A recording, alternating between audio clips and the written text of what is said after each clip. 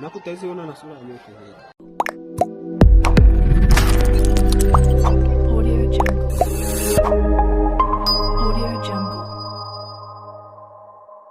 Mesdames et messieurs, bienvenue sur Afro Info 243. De partout où vous nous regardez à travers le monde, vous avez choisi la meilleure chaîne des télévisions en ligne pour rester en alerte de toute la situation qui prévaut dans la province du Nord Kivu, dans l'est de la RDC. Si les combats se poursuivent depuis le matin de ce 27 février 2023 entre les FARDC et les terroristes du 1-23 soutenus par le Rwanda à 8 km des Saké, une cité située à 27 km de Goma, chef-lieu de la province du Nord Kivu. Il faut noter que la cité très stratégique minière des Rubaya est tombée entre les mains du 1-23 soutenu par le Rwanda dans l'après-midi du dimanche 26 février 2023. Une autre perte après la prise par le 1-23 des Mouchaki, une autre localité stratégique qui ouvre un couloir au 1-23 d'aller vers Rubaya. On le disait ici, le 1-23 qui est déjà à Rubaya peut donc profiter de son couloir, de tous ces champs sous son emprise pour passer par Massissi, le parc national de Virunga, Nyiragongo et acheminer des minerais au Rwanda ou en Ouganda pour financer sa guerre. Il faut souligner que la cité minière des Rubaya regorge d'importantes ressources naturelles, notamment le coltan qui représenterait d'ailleurs 80% de la réserve au niveau mondial selon certains chiffres. Pendant ces temps, les forces armées de la République démocratique du Congo se réorganisent pour reprendre le contrôle de toutes ces entités sous emprise du 1-23 soutenu par le Rwanda. Il faut noter que Kigali a toujours brandi la question des FDLR en affirmant que les forces armées de la RDC ou le gouvernement congolais est en train d'armer les FDLR pour tuer des Tutsis, chose que Kinshasa a toujours rejeté. S'il y a une question entre Rwandais, cela devrait se régler au Rwanda. Et s'il existerait des réfugiés congolais au Rwanda, ils doivent rentrer sans aucune difficulté. D'ailleurs, le président Félix Tshisekedi l'a encore dit le week-end à l'EAC quand il prenait le contrôle de cette organisation sous-régionale. Le président congolais a condamné et dénoncé l'agression rwandaise. Il a d'ailleurs demandé des sanctions contre le Rwanda. Il a formulé d'autres recommandations en vue d'une voie de sortie des crises. Félix Tshisekedi l'a encore dit à la 52e session du Conseil des droits de l'homme de l'ONU à Genève en séjour. Nous allons revenir sur les images du discours du président Félix Tshisekedi qui se tient aujourd'hui même lundi 27 février 2023. Mais il faut noter qu'il s'est signalé un mouvement des déplacements massifs des populations des Saké vers la ville de Goma toute la nuit de dimanche 26 février 2023 suite aux détonations d'armes et à toutes ces alertes après la prise des Rubaya où il a été signalé des infiltrations parce qu'il n'y aurait pas en tout cas beaucoup de combats entre les forces armées de la RDC et les terroristes du 1-23. Il y aurait des infiltrés au niveau local qui ont facilité la prise des Rubaya, ce qui est en ce moment à dénoncer et à décourager parce que quand vous voyez des images de tous ces enfants, toutes ces femmes, tous ces vieillards qui ont fait des déplacements, des sacs à Goma, c'est en tout cas pathétique alors que le service aérien d'aide humanitaire de l'ONU a suspendu temporairement ses vols dans la région de Goma en province du Nord Kivu en ce moment crucial où des populations déplacés ont plus que jamais besoin d'aide humanitaire. Qu'est-ce qui se passe sur le terrain? En tout cas, en ces moments, la situation est très confuse, mais la population garde toute sa confiance en l'armée loyaliste qui a ce devoir régalien de reprendre toutes ces localités qui sont sous emprise du 1-23 en ces moments. Le 23 qui a toujours demandé un dialogue direct avec le gouvernement congolais, à qui d'ailleurs les organisations régionales avaient accordé un dernier délai de 30 jours. Mais au lieu de se retirer, au lieu de se rétracter, le 1-23 est en train d'étendre ce champ de conquête en prenant des entités très stratégiques comme Roubaïa aujourd'hui. Et là, on doit maintenant s'en remettre sur le champ diplomatique. Si ça n'avance pas sur le terrain, sur le plan militaire, alors sur le champ diplomatique, on doit avoir des avancées et toujours pas de dénonciations. Nous allons donc prendre d'abord ce discours du président Félix Tshisekedi le week-end à l'EAC, mais aussi nous allons revenir un peu plus tard sur la situation diplomatique de cette crise présentée par le ministre des Affaires étrangères Christophe Lutundula. Suivez le président Félix Tshisekedi qui a demandé des sanctions sévères contre le Rwanda.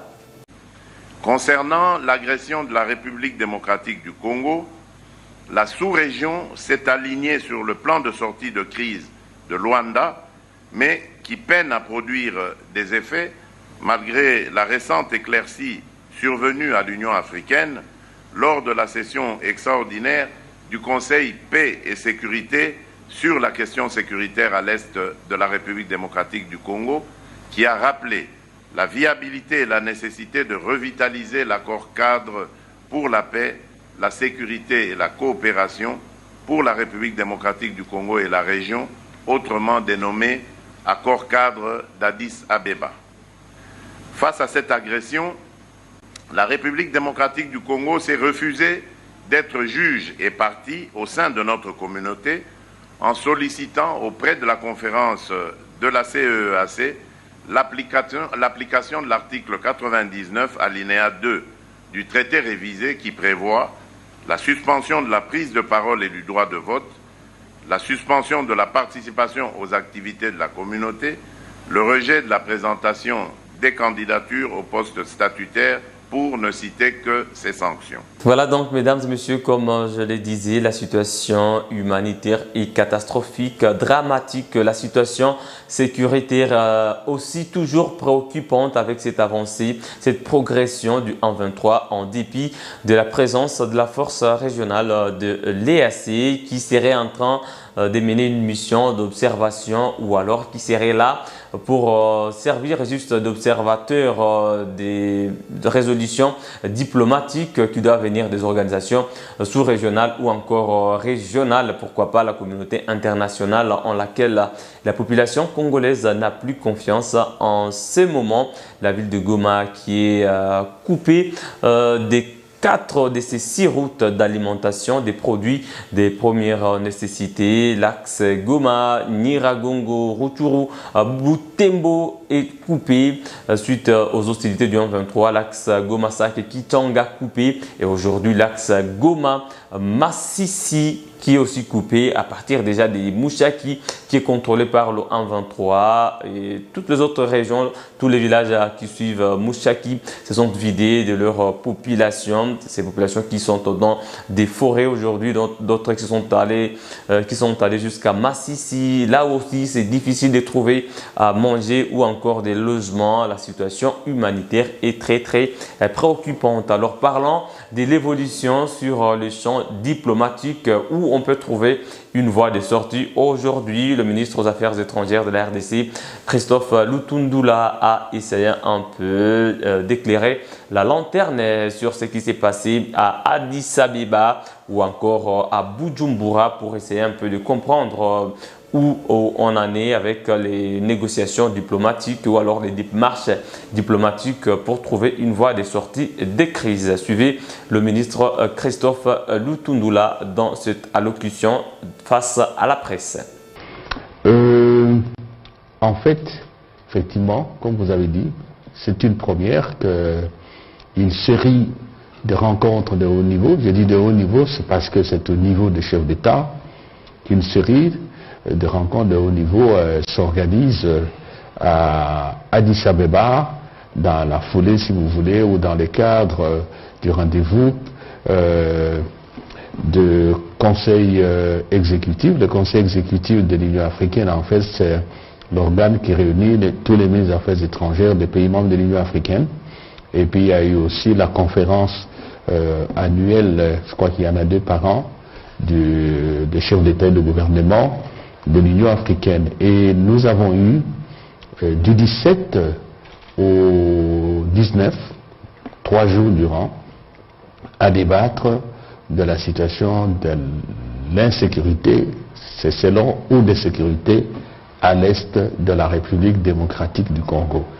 Des débats très importants, des débats houleux, et c'est la première fois que ça se fait de cette manière-ci. D'ailleurs, au Conseil de paix et sécurité, le Conseil de paix et de sécurité de l'Union africaine, c'est toute proportion gardée comme le Conseil de sécurité des Nations Unies. C'est l'organe qui décide des questions relatives à la paix et à la sécurité en Afrique.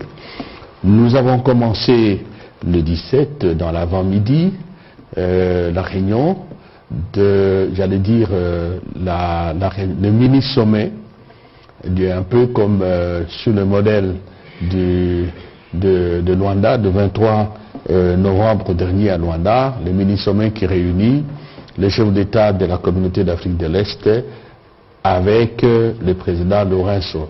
Cela évidemment consacre la jonction entre le processus de Nairobi et le processus de Luanda. C'est là qu'on harmonise et qu'on sort, comme on a commencé à Luanda, une vision commune, un plan d'action commun pour solutionner, autant que faire se peut le plus rapidement possible, la crise en RDC.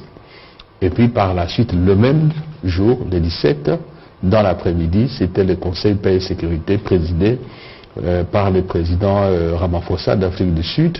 Le principe est que chaque mois, un pays membre du Conseil paix et sécurité, c'est pas tout le monde, aussi là aussi on fait la rotation, préside le Conseil et le président Ramaphosa. Certainement que dans la suite de la mission que le président de la République a effectuée en Afrique du Sud, à Cape Town, il n'y a pas longtemps, dans le cadre du forum Idaba, il a eu des entretiens en tête-à-tête avec le président Ramaphosa et on comprend bien que les choses ont avancé de ce côté-là. Le président Ramaphosa a décidé d'inaugurer, de marquer le démarrage de son mandat d'1 mois à la tête du CPS par cette réunion autour de la crise en RDC. Et à cette réunion, le secrétaire général des Nations Unies, M. Guterres, a participé aussi. Donc vous voyez, comme je vous disais, c'est une réunion de haut niveau. Évidemment, par la suite, les résultats ont été amenés à la conférence des chefs d'État qui les a avalisés. Qu'est-ce qui est, à notre avis, parce que bon, chacun peut avoir sa perception des choses, qu'est-ce qui est d'important finalement? Premièrement, c'est l'unanimité autour du fait que la feuille de route arrêtée par le mini-sommet de Luanda du 23 novembre n'a pas été appliquée. Et tout le monde a reconnu que c'est le M23 qui n'a pas voulu appliquer cette feuille de route. Évidemment, une large majorité aussi, pour dire vrai, moi j'ai pas l'habitude de vous raconter des histoires, était aussi d'accord que cela est dû essentiellement aussi au soutien du Rwanda. Ça c'est la première chose. La deuxième, c'est que on a examiné les nouveaux plans de désengagement de la fin des hostilités élaborés par les chefs d'état-major des pays membres de la East African Community, la communauté d'Afrique de l'Est, et le commandant de la force régionale. Il vous souviendra qu'une semaine et demie, si je m'abuse, avant, il y a eu le mini-sommet de Bujumbura, où tout le monde a fait le même constat et qu'il fallait actualiser parce qu'on n'est pas revenu sur les fonds, sur le principe, mais c'est les dates, l'échéancier qui a été retravaillé. Et sur ce point-là, les chefs d'État ont avalisé le nouveau plan qui a été élaboré par les chefs d'État-major. Je vais essayer de vous donner la grande ligne. Donc, à partir des principales considérations de cette réunion, la réunion a décidé que le retrait du 1-23 soit échelonné sur une période de 30 jours, le jour J étant fixé au 28 février 2023. En conséquence, les nouveaux délais de retrait qui doivent être respectés par les 1-23 ont été élaborés comme suit. À la première phase, qui commence le 28 février, en fait c'est le mardi de la semaine prochaine, les 1-23 se retirent de Kibumba, Karega, Kiroliwe et Kichanga. Phase 2, du 13 au 20 mars, les 1-23 se retirent de Rumangabo, de Kishiche, de Bambo, de Kazaroho, Tongo et Mabenga. L'autre phase qui commence du 23 au 30 mars, les 23 se retirent de Rutshuru, Kiwanja et Bunagana. C'est ça la nouvelle programmation. Évidemment, après vont suivre maintenant les étapes du cantonnement, de désarmement et l'intégration en fait du 1-23 dans le processus de PDD-RCS, programme de démobilisation, désarmement, réinsertion communautaire. Réinsertion communautaire et sociale ou stabilisation. Bon, en fait, c'est un peu ça le programme parce que l'abréviation a un petit quelque chose qui nous échappe là. Et ça va continuer par la suite. Donc cela a été avalisé.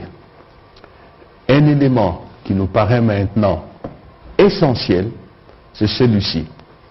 Les chefs d'État ont chargé, et je peux vous lire pour ne pas me tromper le communiqué, le point 7, les chefs d'État et de gouvernement ont mandaté la République d'Angola, en collaboration avec son Excellence Uhuru Muigai Kenyatta, facilitateur désigné par la Communauté d'Afrique de l'Est, à contacter le commandement du M23 afin de transmettre les décisions du mini-sommet de Addis Abeba. Qu'est-ce à dire? Vous remarquez que chaque fois qu'il y a des réunions des chefs d'État, avec des prises de position, avec des feuilles de route, dans les heures qui suivent, sous l'instigation du Rwanda, l'M23 vous fait des déclarations en disant « moi, j'ai rien à faire avec ça, ça ne me concerne pas ». Et cette fois-ci, on a dit à Malé et demi, devant le président Kagame, avec lui, on a décidé que l'Angola, c'est-à-dire en fait le président Lorenzo, en collaboration avec le président honoré du Kenya, le président Uhuru, doit prendre toutes les dispositions pour notifier les décisions en l'espèce, ce plan de paix, officiellement à M23 avec sommation d'agir et dire à M23 que si ce n'est pas exécuté, les leaders de M23 n'auront qu'à s'apprendre eux-mêmes. On va passer à la phase la plus musclée. Voilà une décision qui est essentielle. L'Angola, ce n'est pas n'importe quel pays. le président Lourenço conséquemment s'apaise dans la balance et, comme qui dirait, on prend l'opinion à témoin pour dire qu'on est allé jusqu'au bout. Donc ça, c'est une décision qui a été prise. Et on a aussi pris une autre décision, le point 8, je vais vous la lire. La décision, les chefs d'État et de gouvernement se sont engagés à mettre en place, dans les plus brefs délais, un cadre de coordination, de mécanismes de suivi et d'évaluation de la mise en œuvre du cessez-le-feu et du désengagement retrait du M23 sous les auspices de son Excellence Évariste Ndayishimiye, président de la République du Burundi et président en exercice de la Communauté d'Afrique de l'Est. C'est dans le même esprit faire tout pour que les décisions qui sont prises, les recommandations qui sont faites, ne continuent plus à être placées dans les tiroirs pour moisir. Donc ici, en fait, le président Ndayishimiye veille à ce que tous les mécanismes que nous avons mis en place, notamment les mécanismes ad hoc de suivi, fonctionnent. Il y a aussi les mécanismes élargis de suivi dans le cadre de la CIRGL, et pourquoi pas aussi faire en sorte que le premier mécanisme piloté par le président Lourenço soit aussi en marche, et que tous ces mécanismes-là fonctionnent harmonieusement sans se gêner. Donc vraiment, on a été conscient du fait qu'on ne va plus continuer à prendre des décisions qui restent lettres mortes. Là, c'est un peu comme si on vendait des illusions à l'opinion internationale, et pour nous, comme si on vendait des illusions à nos compatriotes. Donc ce dispositif a été mis en place aussi par les chefs d'État. Évidemment, notre président, le président Félix Antoine Tshisekedi Tshilombo, a été ferme. Il a fait comprendre que nous ne pouvons plus continuer à tourner en rond. Les Congolais sont prêts à assumer leurs responsabilités, et ils le font jusqu'au bout. Nous n'allons plus continuer en rond. Et nous avons une opinion nationale qui juge, qui a un mot à dire et qui fait des messages très clairs, comme j'aime le dire, comme de l'eau claire dans un verre clair. Et nous n'allons plus continuer à tourner en rond, je répète encore une fois, comprenne qui pourra. Ça a été dur, mais ça a été direct. Le ministre de la Communication a été présent. Il y a eu des étincelles, mais ce n'était pas des étincelles pour brûler, mais pour éclairer. En tout cas, les Congolais ont été très très bien représentés. Je suis sûr que si cela devait être vu en public, le président aurait reçu un tonnerre d'applaudissements. Oui, tout à fait. Donc voilà, en gros, pour le premier sommet. On a évidemment lancé un appel pour des contributions, surtout pour le déploiement des troupes de pays qui se sont engagés, les pays membres de l'EAC, pour que cela se fasse et que les troupes de l'EAC prennent de l'épaisseur. Bon, on reviendra sur les questions. Je sais qu'il y a des questions qu'on pourra poser, mais on y reviendra. Dans la soirée, on était à la réunion, comme je vous ai dit, du Conseil de paix et de sécurité de l'Union africaine sous la présidence du président Ramaphosa, avec la participation de M. Guterres, les sujets des Nations Unies et du président de l'Union africaine, M. Moussa Faki. Et dans son intervention, le président, je vous donne des idées maîtresses, a insisté sur le fait qu'il n'est pas admissible qu'un conflit oppose deux pays africains et que des Africains, le Congolais, subissent des tragédies dans leur chair, dans leurs biens, et qu'au niveau de l'Union africaine, on continue à caresser le Rwanda, à faire comme si de rien n'était, pendant qu'en ce moment, en Europe, précisément l'Union européenne et ses pays membres, les États-Unis, au Conseil de sécurité, les choses se clarifient, on a des positions simples et précises. On dit que le Rwanda doit cesser son soutien au M23, et que le M23, ça se retire. Je ne vous apprends rien, vous êtes des hommes de médias, vous suivez maintenant. Alors, le président a dit c'est pas normal que ce soit de l'autre côté, que ça tourne, ça gronde. Ici, à l'Union africaine, on fait comme si c'était à des millions de kilomètres de notre continent et que l'État était là pour agir. Et c'est ainsi que ce que je viens de vous donner là, qui a été décidé dans l'avant-midi, dans le cadre du mini-sommet, j'allais dire, EAC et les médiateurs désignés par l'Union africaine, toutes ces recommandations ont été adoptées et le Conseil paix et sécurité se les sont appropriées. M. Guterres a ajouté un peu du sel dans la sauce concernant le financement. Il a laissé entendre que la question sera aussi examinée au niveau des Nations Unies pour voir comment apporter un peu plus de moyens à la force régionale. Et lui aussi, de son côté, c'était un peu comme l'a dit en d'autres termes, sa sainteté, les saints-pères, François, quand il était venu ici, il a dit que non, c'est pas insupportable, ça doit se terminer, ce qui se passe au Congo, des personnes déplacées, des pillages de ressources, il n'a pas eu la langue dans sa poche. Donc ça s'est terminé en résumé, et les mêmes conclusions, appropriées maintenant par le CPS, ont été amenées à la plénière de la conférence des chefs d'État et de gouvernement. Elles ont été adoptées pour l'essentiel, comme je viens de vous le dire. Donc là, en conclusion, c'est bien passé, le message est passé, et comme toujours, l'aîné du problème, c'est la mise en œuvre. Et c'est là, on en parlera dans l'échange, l'application de ce qui a été dit. Ce qui a été dit qui correspond, je vous l'ai dit la fois dernière, grosso modo, au plan de paix qui a déjà été avalisé par un consensus de l'ensemble de la communauté internationale. Les lignes maîtresses sont les mêmes.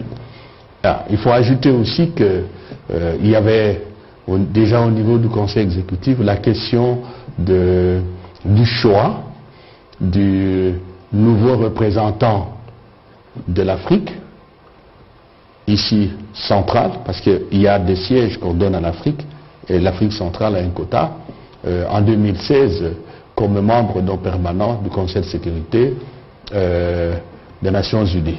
Il y a eu une concertation entre notre chef de l'État et son frère homologue, le président Ndayishimiye du Burundi, et le Burundi, qui était aussi dans la compétition, a estimé que le pays le plus concerné par le problème de sécurité, c'est la RDC. Je reprends les paroles du président Ndayishimiye, qui est chez nous certainement, on lui dirait ce que je dis et je répète, il a dit non, le Congo doit être partout, on parle des questions de sécurité.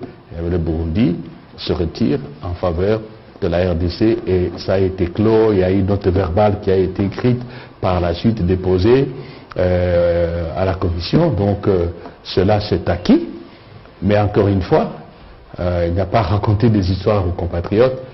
C'est la phase finale, c'est en fait à l'Assemblée générale qu'on homologue tous ces choix qui viennent des régions. C'est déjà beaucoup qu'on ait, si vous voulez, terminer cette phase interne à l'Afrique centrale, mais nous avons encore à manager, à faire du lobbying pour que cette candidature d'ici 2016 passe. 26, merci beaucoup, c'est très sympa. De manière que finalement, je pense 35 ans après, la RDC se retrouve au Conseil de sécurité comme membre non permanent, je crois pendant une année, non, 2 ans je crois. C'est à peu près 2 ans.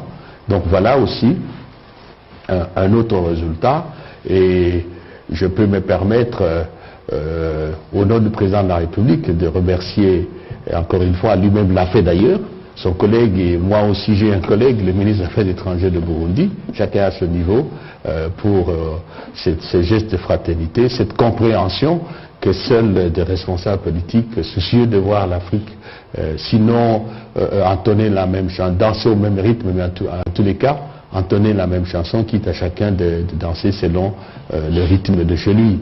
C'était un geste assez remarquable. Et enfin, il y a eu un autre combat, un troisième, qui n'est pas de moindre.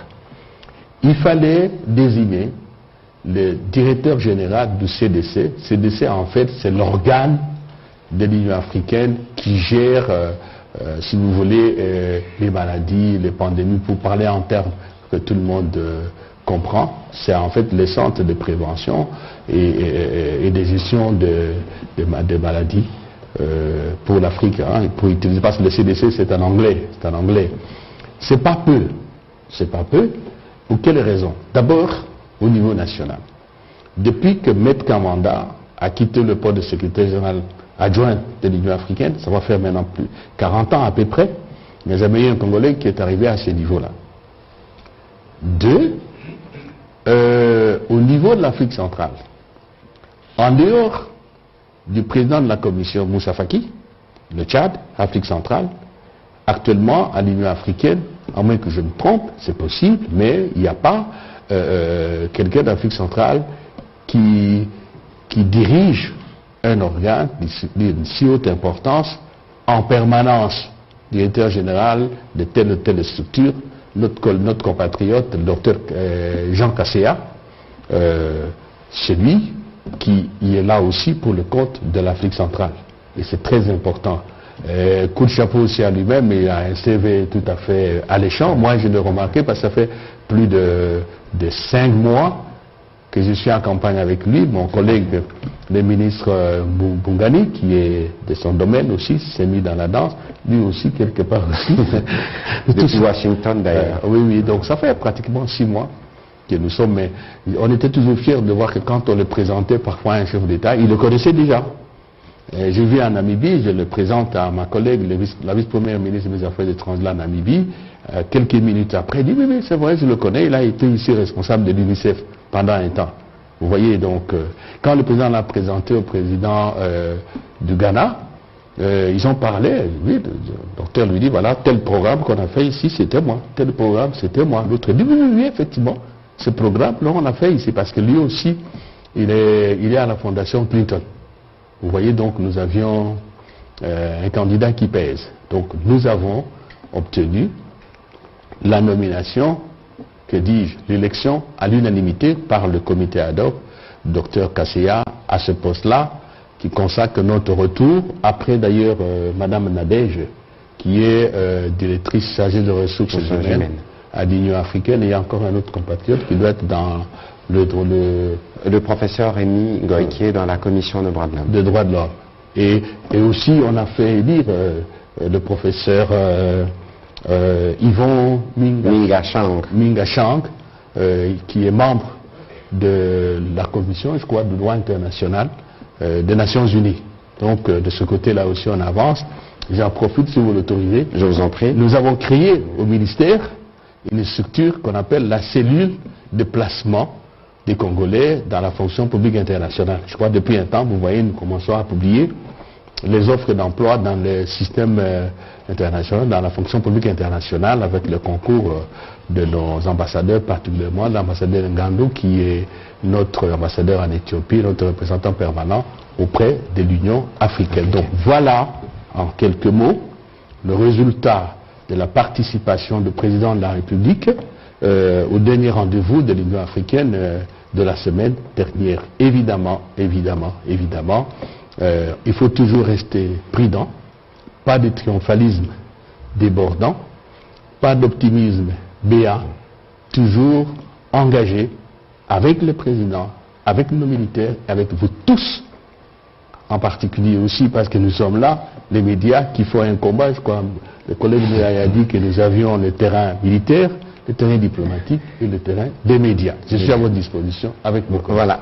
Voilà donc, mesdames et messieurs, où on en est sur les champs diplomatiques avec cet exposé du ministre des Affaires étrangères, le patron de la diplomatie congolaise, Christophe Lutundula, sur le plan militaire. On ne peut pas en dire plus parce que l'armée n'a pas encore communiqué sur la localité qu'elle occupe, sur cette progression du 1-23 depuis le week-end. Bien sûr, nous attendons la communication officielle des forces armées de la RDC pour fixer l'opinion et nous allons vous rapporter fidèlement tout ce qui sera dit par la bouche autorisée de l'armée ou alors des forces armées de la RDC. Nous allons également revenir sur le discours du président Félix Tshisekedi au Conseil des droits de l'homme de l'ONU à Genève. Il y a eu beaucoup de critiques que le président voyage, pourtant ça qui est menacé, Moucha qui est tombé, Roubaï est tombé, mais il faut dire que là aussi, ça sera une opportunité pour le président de la République de porter très haut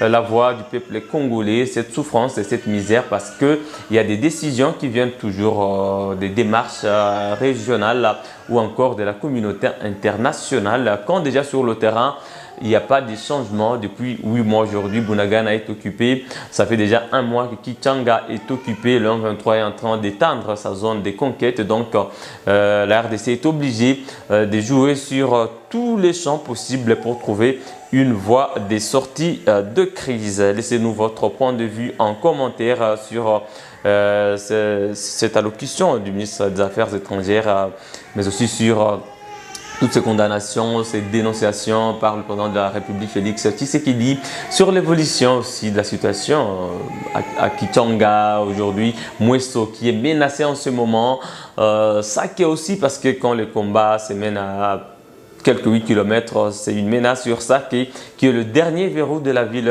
de Goma. Nous espérons que les forces armées de la République démocratique du Congo vont tout faire pour stopper cette progression en 23 en attendant ces solutions diplomatiques.